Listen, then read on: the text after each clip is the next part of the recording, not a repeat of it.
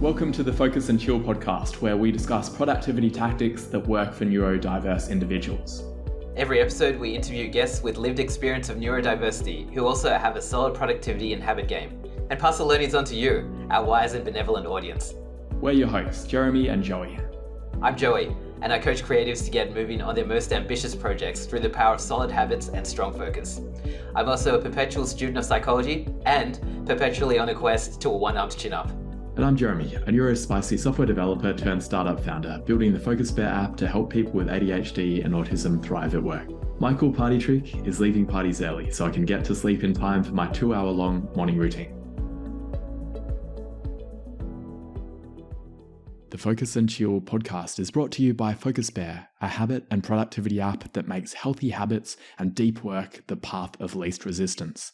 If you have a tendency to check emails or scroll through Instagram first thing in the morning, but long to develop a meditation and exercise habit first thing, Focus Bear can help you. The app blocks distractions on all your devices and guides you through your habits one at a time. Throughout the day, Focus Bear assists you to stay in deep work by blocking websites and apps that are unrelated to your chosen focus mode. Life's not all about work though. You'll be prompted to take regular breaks to rest your eyes and stretch your muscles.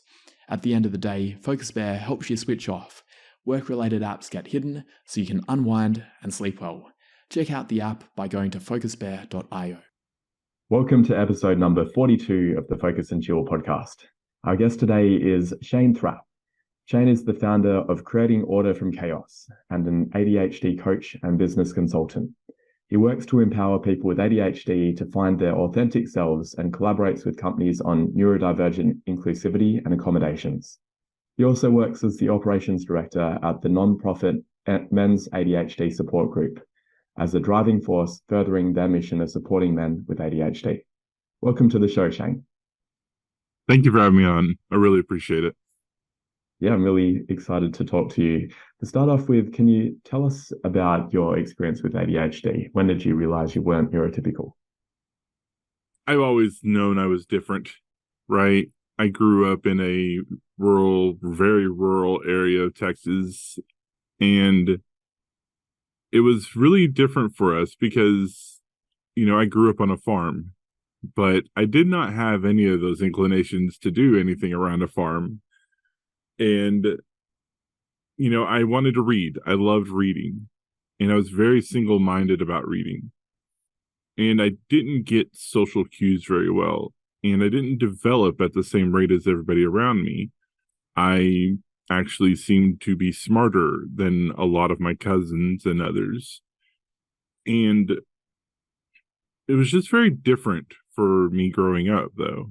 And as I got older and older, though, we never really assumed anything about ADHD or autism or anything along those lines. My family just did essentially that Southern United States thing where men's, mental health isn't really that important. And it wasn't until my oldest son, was diagnosed with ADHD through his school system when I was close to 30, that I really even started understanding anything about ADHD. I wanted to be a good supporter of him, so I wanted to understand what he was going through, and I wanted to be there for him, especially after a really messy divorce and from my abusive ex-wife. And that caused me to research it, and the more that I researched it, the more I started having puzzle pieces falling into place for me. But it took me 4 years before I was even able to get diagnosed because I was going to the psychiatrist and I was saying, I think I have ADHD. And the first psychiatrist, she told me ADHD doesn't exist in adults. And the second psychiatrist, because she had tried me on, the first psychiatrist had tried me on SSRIs, I had started having a lot of manic episodes and suicidal ideation. The second psychiatrist heard what I said as far as that's concerned and just assumed I was bipolar and diagnosed me as such. And it wasn't until I walked into the third psychiatrist and I sat down and I said, I am 90% sure I have ADHD. I want to get tested. Please test me. And she looked at me and she was like, okay, cool, let's go for it. And took out the test and started asking me a metric ton of questions. And about halfway through it, she's like, I hope you don't mind, but I'm going to test you on something else. And she pulled out another test and she started asking me other questions, kind of interspersed with the ADHD questions. And as she was asking me the questions, there's a lot of social stuff and a lot of stuff about my childhood, which is fairly normal. But whenever we got finished, she kind of looked at me and she was like, yeah, I'm fairly certain you have ADHD, but I also think you have some autism. And I'm like, okay, what? Because I'm a fairly extroverted person when I need to be. And I guess that's the key, right? We learned very early on to mask. And for me, it was a very logical process. I didn't learn natural body language. I literally learned body language from watching like Oprah and her having those, human lie detector groups come on. And then of course I got access to the internet at 12. So then that was all she wrote. And so then I actually started being able to understand body language. Now, of course, kids don't have the same body language as adults. So I was able to understand adults a lot better, not children, not teens, not girls. God damn it. But at the same time, I got a little bit more grasp. And, eventually, whenever we started going through the whole treatment for ADHD medications, we discovered that the autism was a lot more significant than we thought. And because it's such a common comorbidity with ADHD, we had to put in place, instead of just medication and, different types of ADHD specific therapy, we had to put in place a bunch of autistic specific therapy as well. I didn't actually get a diagnosis for autism though, because it's not debilitating for me, because I developed naturally occurring coping mechanisms throughout my life. Yeah, really interesting. I'm also ADHD, and yeah, the way of treating it seems a little bit different. So could you talk on that in terms of how it might be different from someone who is pure ADHD?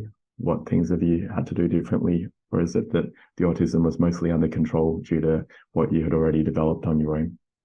What we really had to focus on is what was more my autistic related things, right? My need for order, my absolute, please don't touch my desk, having the boundaries put in place to don't clean anything of mine, don't touch anything of mine. And, really making sure that I understood how to communicate those boundaries to people, and how to kind of understand that some of my tics and different hand movements and stimming, I had to understand stimming wasn't my brain had always classified as obsessive compulsive, but sometimes it's just my body needing to stim in some way that just seems a little bit weird for people around us, and how to be okay with it. How to, eventually, because I started taking public speaking courses, how to use it. And, they're hand wringing. I'm actually, if y'all are listening, I'm actually hand wringing right now. But I want people to see that. And I want people to understand that that's okay. So it's not conscious. I do it whenever I'm speaking, because that's just how I kind of make sure that I'm focusing on what the person is talking about. And so then I had to learn the balance between the two, how to utilize my autistic tendencies for structure and order and boundaries and things like that to counter some of the deficits that I had from ADHD. And that was a difficult one. That was actually working with two separate therapists who worked together to kind of develop a plan that would help me move forward and utilize my strengths. And that was what they really focused on, utilizing my strengths. And if there was things that I was really struggling with was the ADHD side of things, is there something I can do with my autistic side to counter? And identifying those different things. And I eventually did wind up on a medication for my ADHD, because some of the things were just getting out of control, right? Stress, frustration, because of emotional dysregulation and having a double stack of that mess on my brain, Mm. I had to learn how to control my emotions a lot better so that I could prevent things like overwhelm and burnout and manage my emotions much more effectively, because I had instances where I would freak out. I would just explode, right? And it was hard to control that. And so it was just a lot of different things of finding the different areas of my life where I'd had healthy coping mechanisms but didn't have them in place for ADHD, and then marrying the two together. Yeah, that's really interesting. I wonder about that. I was even thinking, as you were talking about how you loved to read as a child, that was me as well. And I wonder, when you were a child, what parts of ADHD were prominent? Were you hyperactive, or was it more the inattentive side? Definitely on the inattentive side. Yeah. I asked thousands of questions. Mm. I literally wanted to know everything about everything. Mm. To the point that my father bought me the Encyclopedia Britannica and just said, have at it, boy, you know? And it was probably one of the nicest things I actually think he did for me, because then I started reading them and it was like, oh, this is neat. Oh, this is neat. And then I started talking about all the different hyper focuses that developed. Like, did you know that in 1943? Jesus. And then my dad was like, I don't know what I did here. I don't get it. He's actually reading them. And my brain was just a sponge. But the caveat to that was my dad did not get me, and he was an alcoholic. And, you know, he didn't understand how smart I was and why I still also couldn't wake up to an alarm to save my life. I couldn't manage to remember to do pretty basic things on a given basis, like go feed the chickens at this time, go feed the pigs at this time, go, like, these basic ass things that I should have known, because like he took me out and had me do them all the time. But I never could stick to that schedule because there were books that I wanted to read, right? There were books I needed to read. And so like his favorite thing to say to me was like, you're the smartest dumb kid I've ever seen. And I grew up in that kind of environment. I also grew up in a cult. All right. Southern Pentecostal church cult. I had my first exorcism when I was 11. You know, I said the wrong thing in church. And oh wow, you got exercised. Twice. So my childhood I have been told, is horrifyingly tragic and should be in a book. And I keep thinking about it, but I'm just like, I don't really want to relive all that stuff. I've already done that in therapy. But yeah, it's kind of along the lines of that. It was just like, I had my things that I really enjoyed and hyper focused on, computers eventually. And at the same time, I would get super excited about something that was something that my dad needed me to do, right? I was a salesperson for when he decided to do a car salesmanship. He would just like refurbish old cars. Ironically enough, I'm fairly certain my dad had ADHD. But, you know, he had developed all of those different toxic masculinity traits that we see a lot of times. To be able to remember at 5 a.m. feed the pigs, before that feed the chickens, that sort of thing.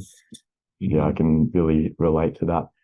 And I guess one of the reasons maybe that it didn't get picked up was that when you were at school, for example, because you were such a prolific reader, were you quite ahead of the rest of the class, so you could be inattentive, but still it didn't really matter?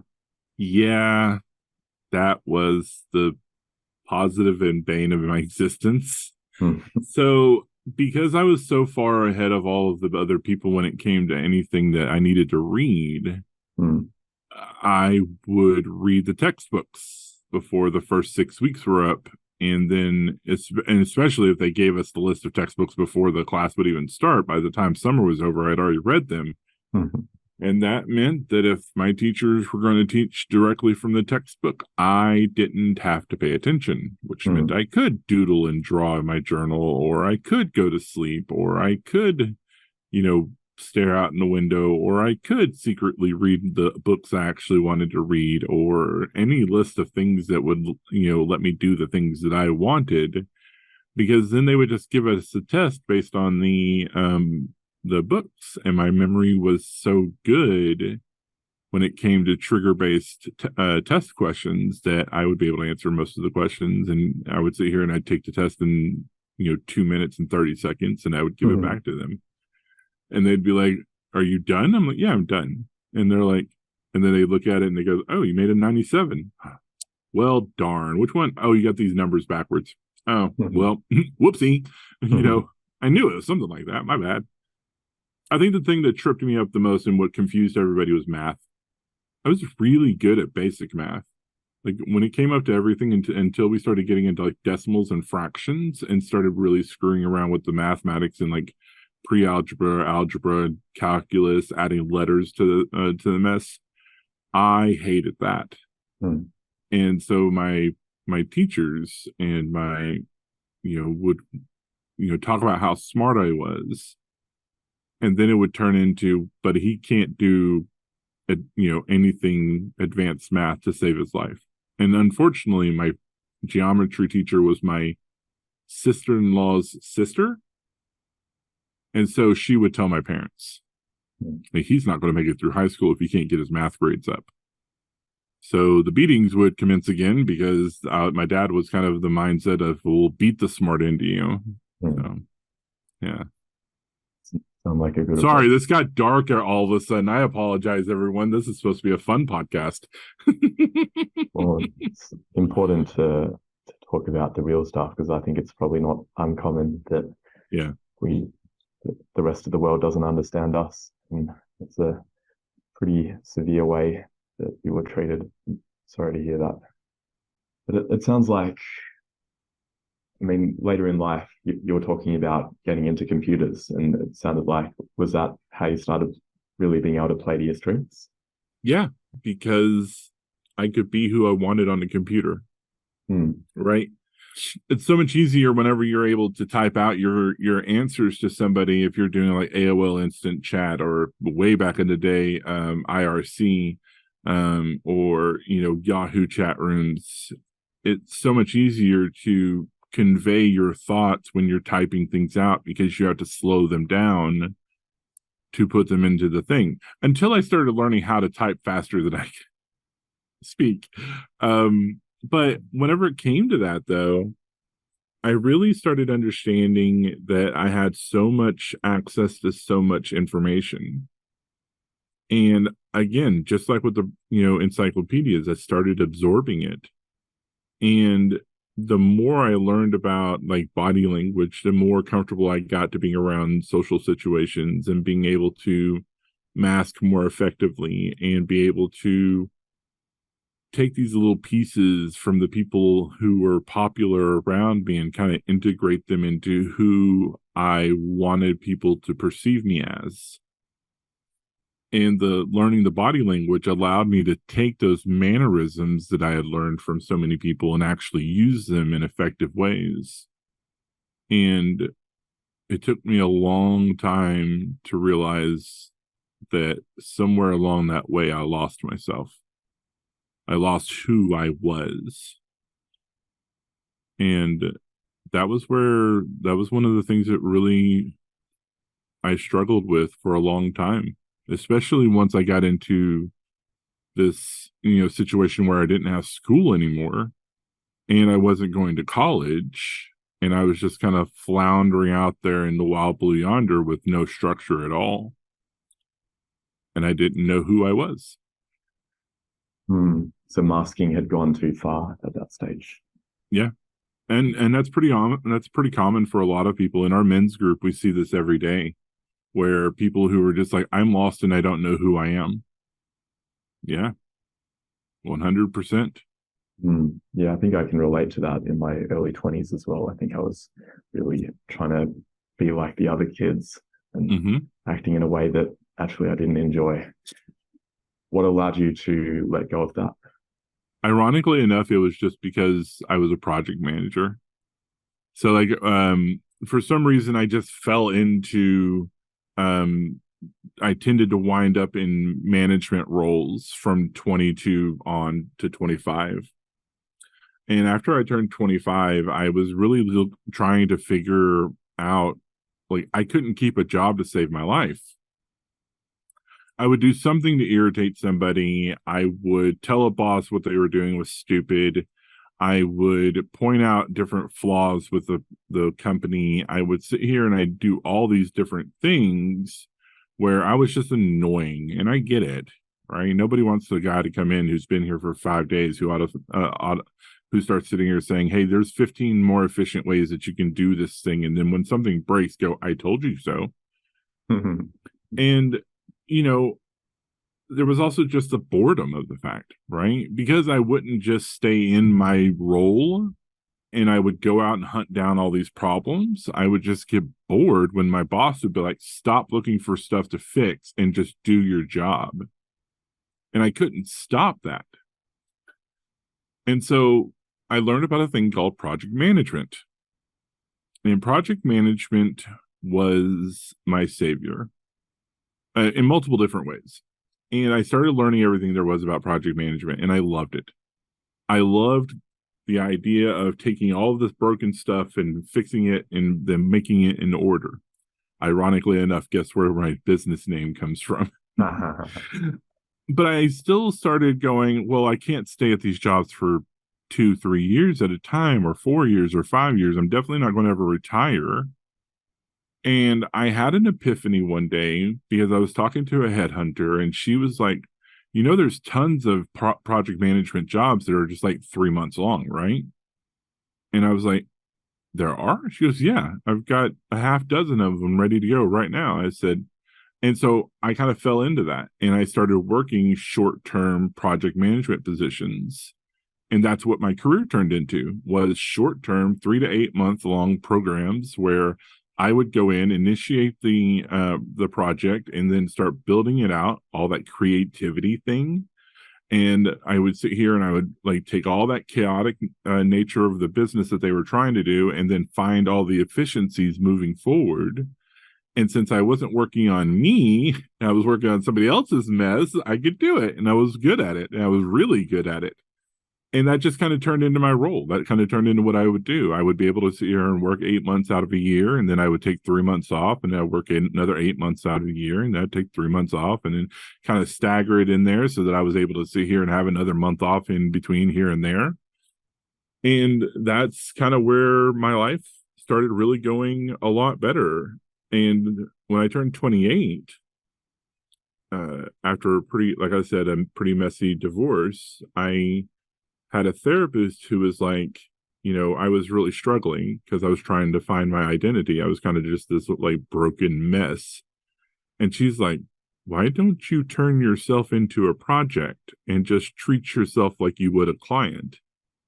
And I said, well, because that would make entirely too much goddamn sense. And I don't know why I wouldn't do that.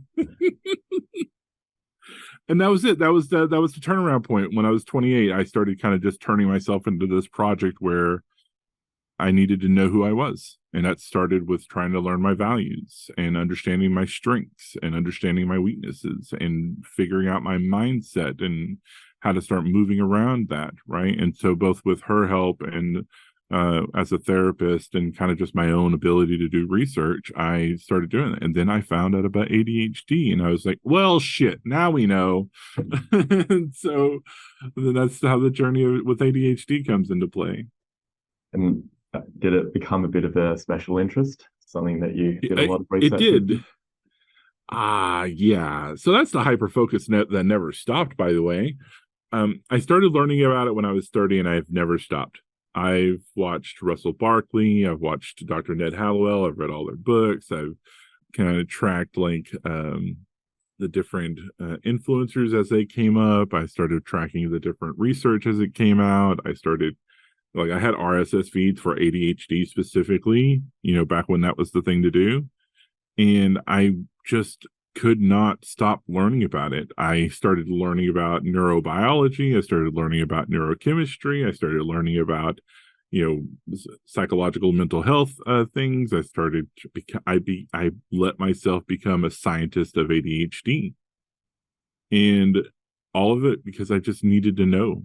And eventually along the ways, I started also adding autism into that mix and trying to figure out, make sure I understood that. And I've never stopped. I've never stopped hyper focusing on ADHD. I imagine that's because you're continuing to discover new things all the time, and it's continuing to help you and help other people now as well with what you're doing. Yeah. Like, so in 2016, I had a mental breakdown, because, I was always taught that the man is supposed to be the provider, right? And so even with all this knowledge that I had about the importance of rest and psychology and the importance of making sure that I was taking care of my mental health, I still failed to pay attention to the signs. And I had a mental breakdown, but I just ignored it. And I kept trying to push through it. And in 2018, my body was just like, you know what? We told you that you needed to rest, and now we're going to make you. And so I developed fibromyalgia and a couple of other pretty debilitating nerve issues with my body.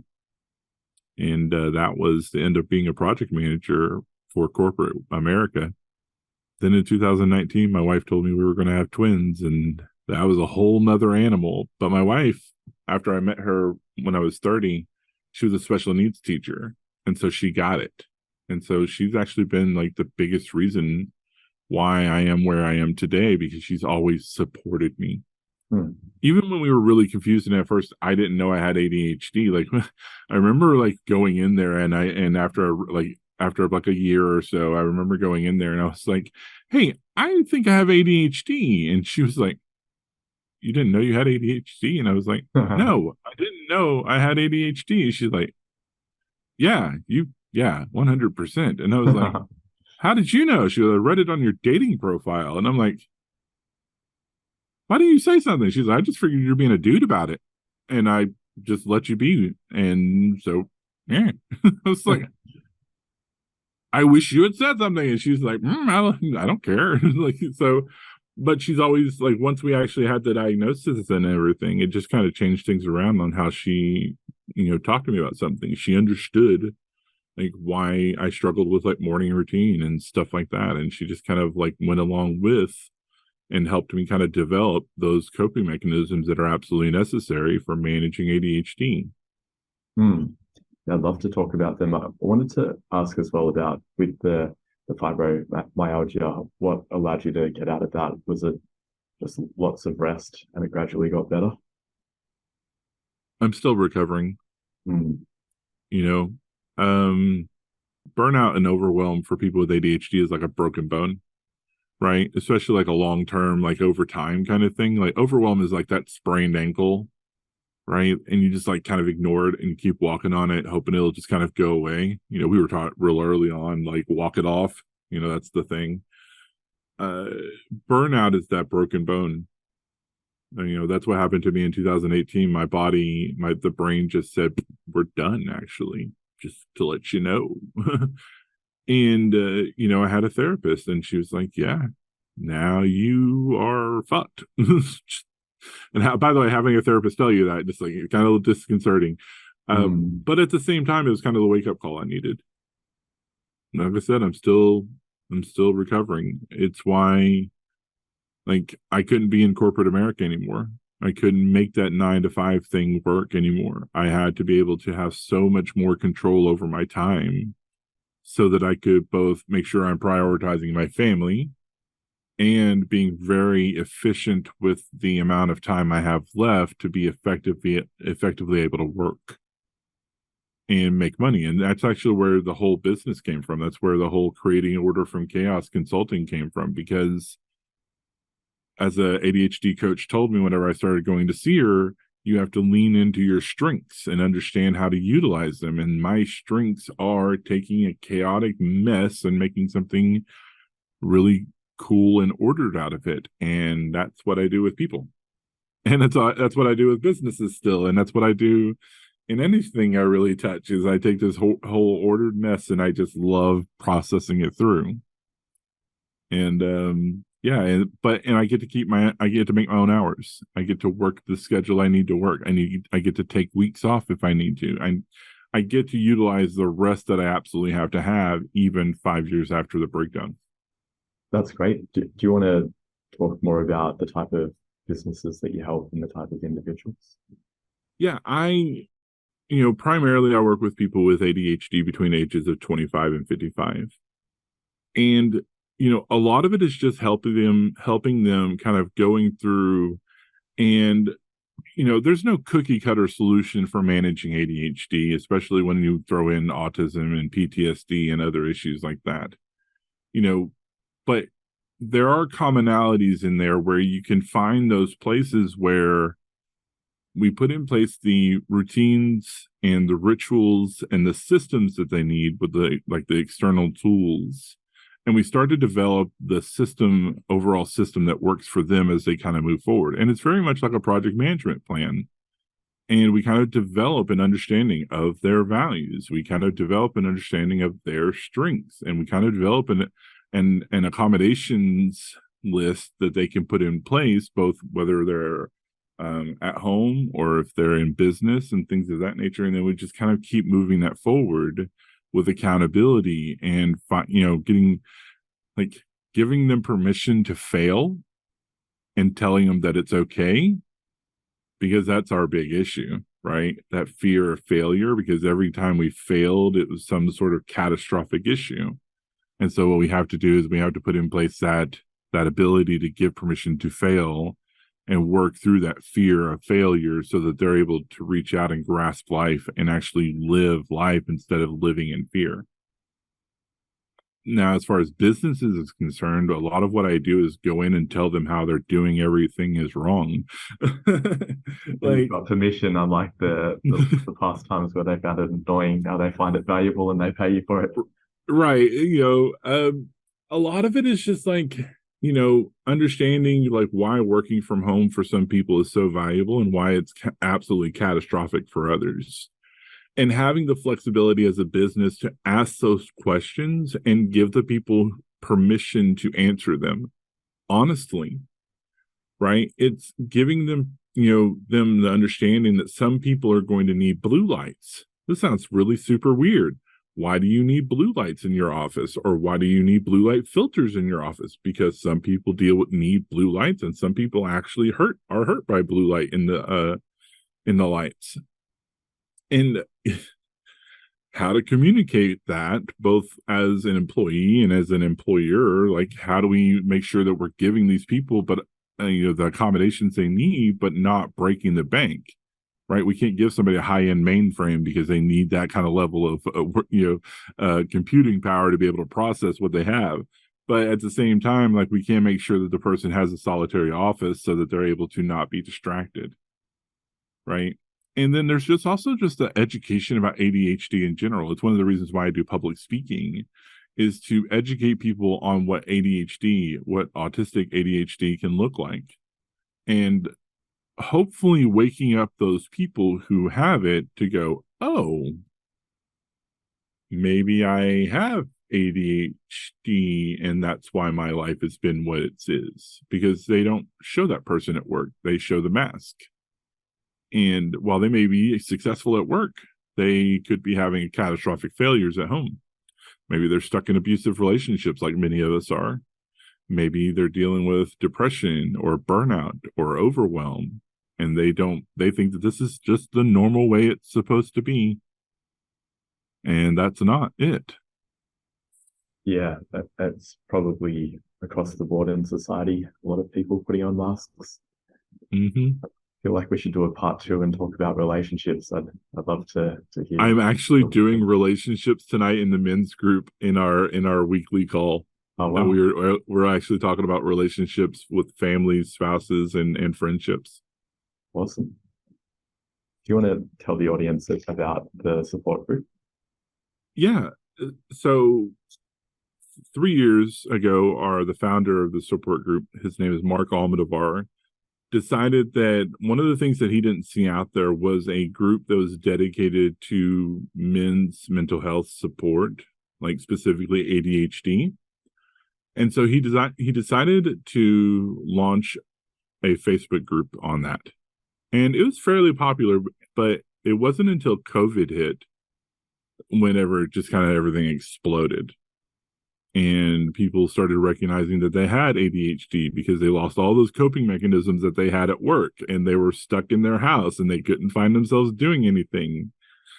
And they were overwhelmed and burnt out, and like they were actually going to the doctor to talk to the doctor, and the doctor was like, hey, you're showing a lot of signs of ADHD. We should get you evaluated. And these men are finding out that they have ADHD, and they kind of do a Google search, and then they find this and they start asking questions and they start getting answers. And we built a really, really strong, supportive, loving community with men who really understood the issues that other men faced, right? Because men don't feel safe anymore. And I don't even want to, denigrate anything to do with the Me Too movement or anything along those lines. Women need to be seen and understood and cared about and respected as well. But somewhere along the way, a lot of men have been lost into the shuffle.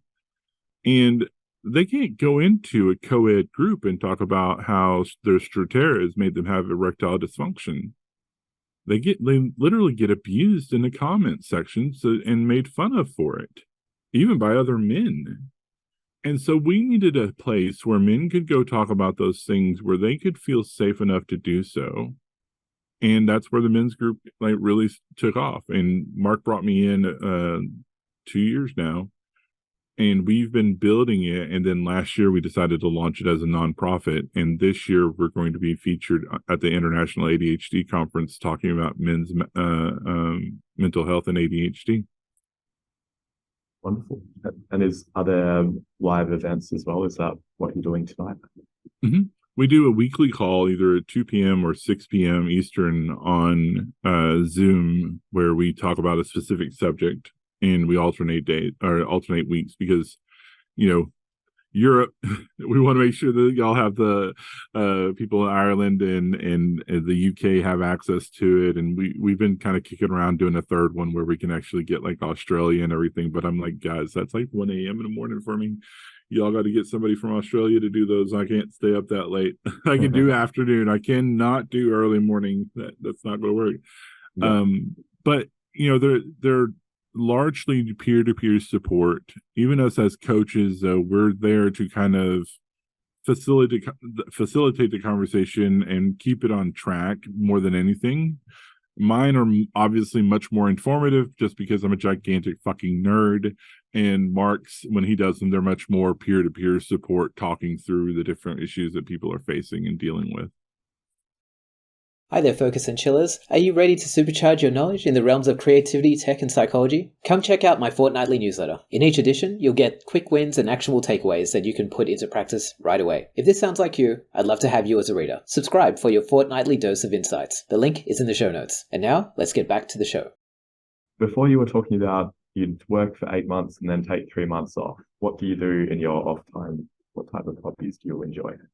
Good Lord. Video games, Dungeons and Dragons, anything creative, right? I'm no good at art. I'm horrible at art, but my creativity is always in creating worlds. And so there's writing and, building these worlds that I may or may not have decided to create a book series out of that I'm working on off and on.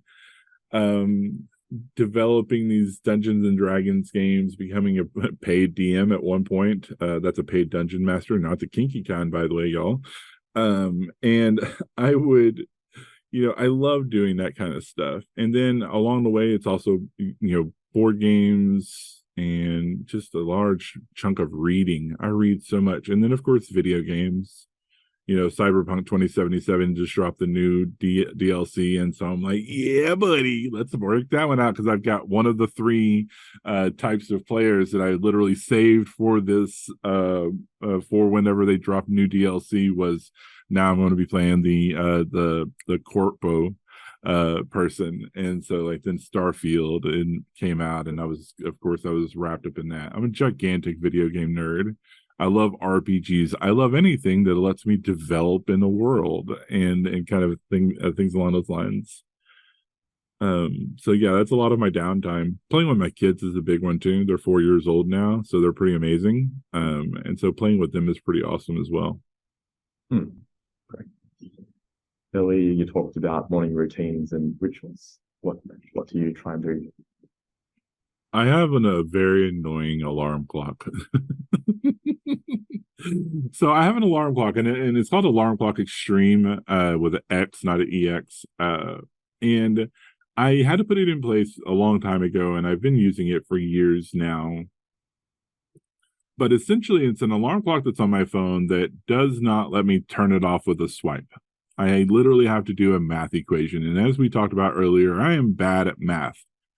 So I went through two phones at first because throwing it across the room will break a phone.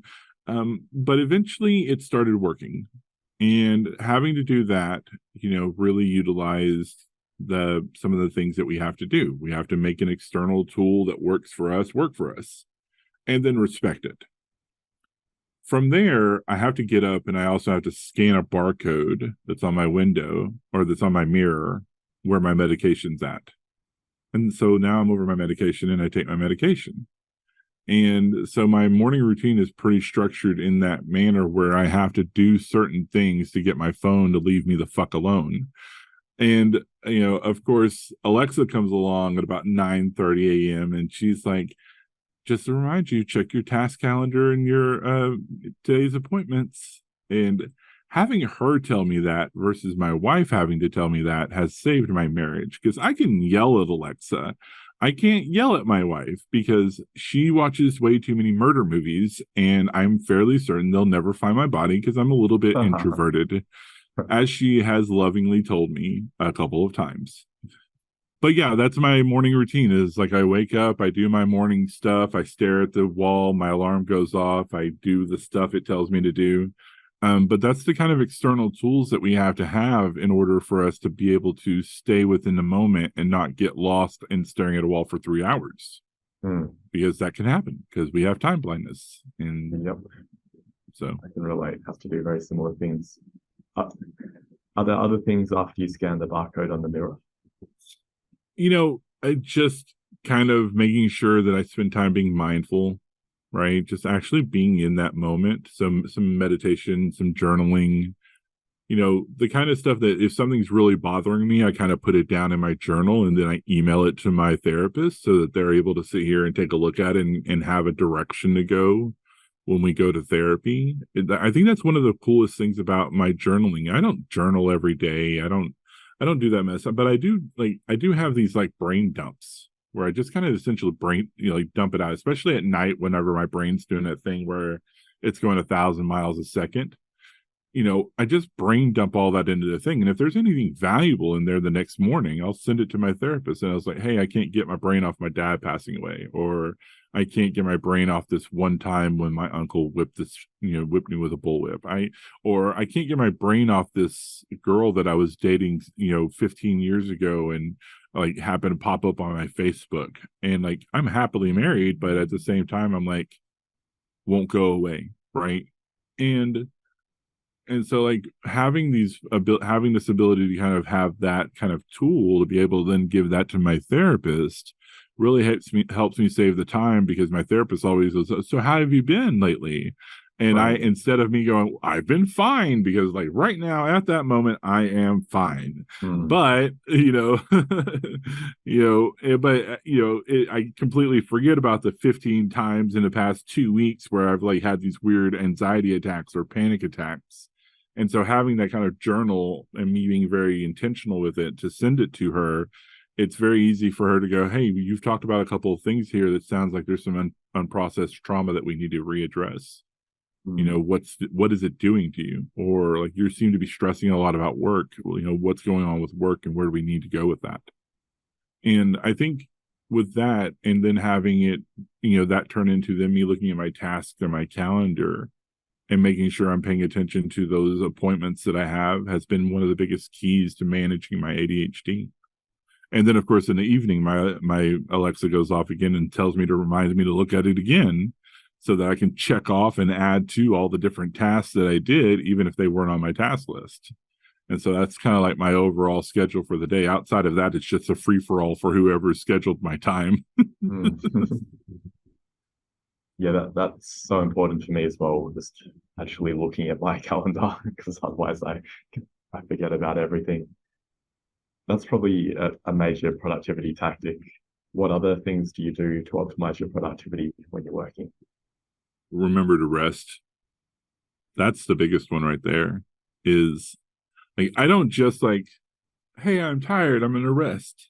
It's like it's literally in my calendar. Like, because I told my wife one time, I was like, look, if it's not in my calendar, it doesn't exist. I'm never going to remember it. So if you don't put like whatever those things are that you want me to go to on my calendar, I'm not going to go to it because I'm just like, it doesn't exist. And I'm not one of those people who you spring a last second, let's go to the fair thing on, because my brain immediately does all the wrong things. And so, but she's very organized and she's neurotypical with it. And so she's just like, again, she's one of the reasons why I'm still alive probably today. But it's along the lines of making sure that I'm actually sitting down and on my calendar, it says, hey, you need to go rest. 1 hour a day, 1 day a week, I get to do whatever the fuck I want. And I make sure my wife gets the same capabilities. 1 hour a day, 1 day a week, she gets to do wherever the fuck she wants, because rest is productivity. And if I'm paying attention to that and putting it into my schedule, then I'm much more capable of being able to then utilize it, because Alexa's telling me to chill the fuck out and go play a video game or something, or read a book or something. Love it. Okay, and rapid fire, last couple of questions.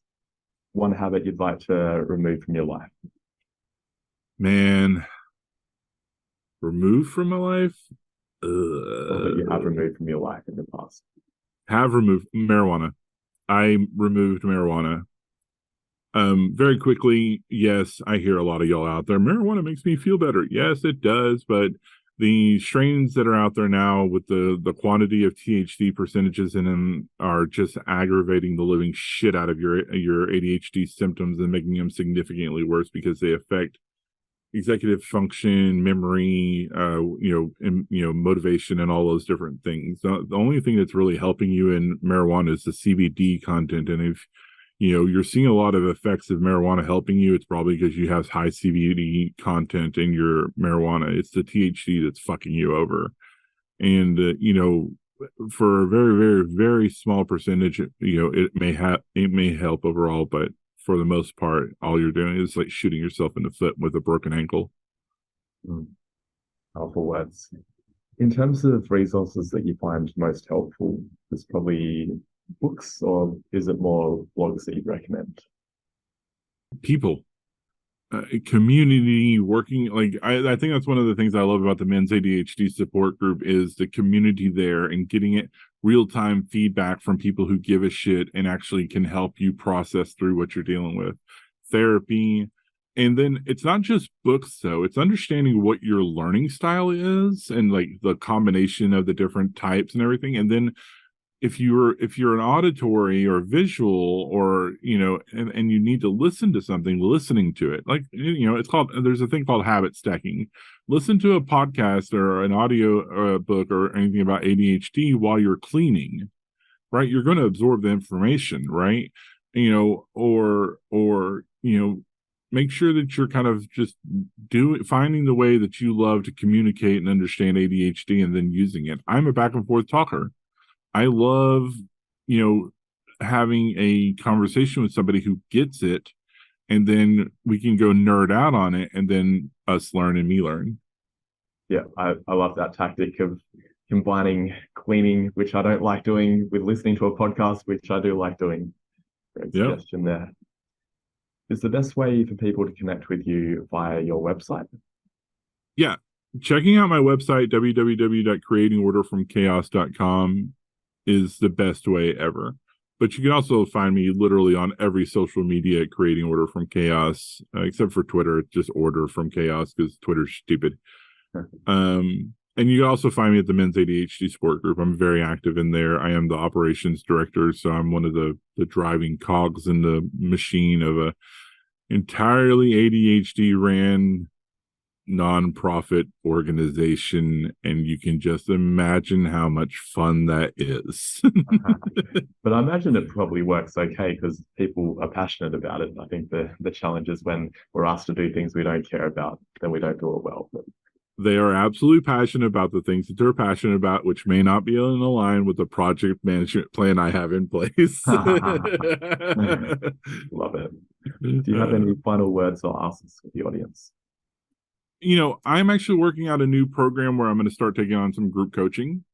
I'm going to build a small community of smaller cohorts, 3 to 4 people per for 4 months stints, where we go through and we kind of develop an understanding of our strengths, and then an understanding of our values, and then start to push those out into the goals that we want to achieve within that 4 months, where we are also then holding each other accountable weekly for what we're trying to put in place. And so I'm fixing to start launching that here very soon. And if you go to my website, you'll see a whole page on it.